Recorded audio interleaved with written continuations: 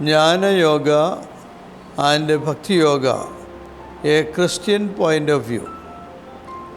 True Bhakti is saturated with Jnana. To them constantly disciplined, who revere me with love, give that discipline of the mind, whereby they come to me. Out of compassion for them, I destroy their darkness, born of ignorance, with the shining light of knowledge. By his loving devotion or bhakti, he comes to know me as I am, how great I am and who. Then, once he has come to know me as I am, he forthwith comes to me. To grow in the loving devotion, one must resort to loving meditation. He must go through the process of Sravana, Manana and Nididhyasana. For that, extreme concentration is needed.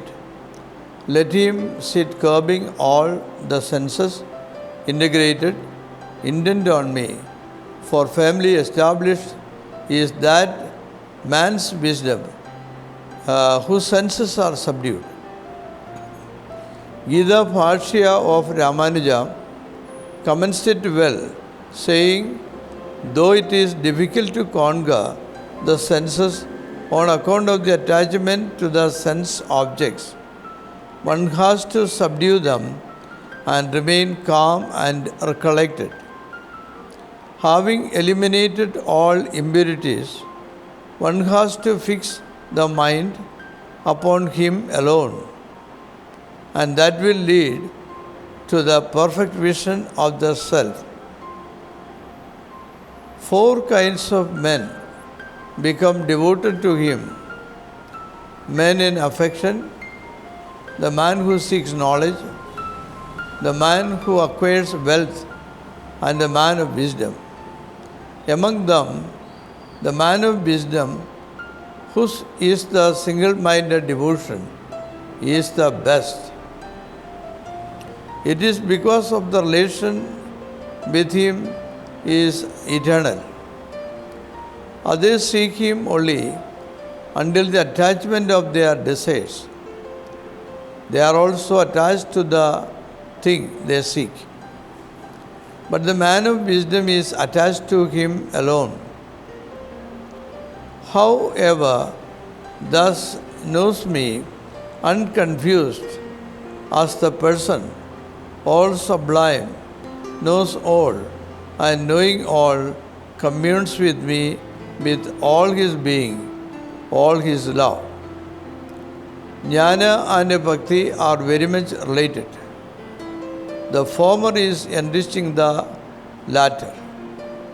Without following the path of Jnana, one cannot become a true Bhakta, and it is the man of wisdom who is most dear to him. To conclude, yoga means integration. It implies complete detachment from outside interests. It may be defined as the steady consciousness and skill in performing works. And Karma Yoga is the performance of one's duty without attachment to the fruit of the same. With the essence of Karma Yoga is renunciation of the fruit of action or Nishkama Karma, where the goal of Jnana Yoga is a vision of self, according to Ramanuja, Atma Avalokana, and Atma Aikajnana, the knowledge of self-identity with Brahman, according to Shankara. Disinterested activity and renunciation of the fruit of action is Karma Yoga, helps one to be attached to God alone. It creates God-centeredness and single-hearted attachment to him alone.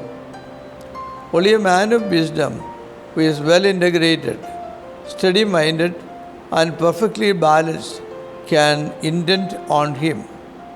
He is most dear to him, and only to the man of wisdom who is well devoted will be given the full version, will be given the full vision of himself. Thus explains the importance of Karma Yoga and Jnana Yoga and their relation to Bhakti Yoga. Now we are prepared to look into Bhakti in the Gita. Thank you.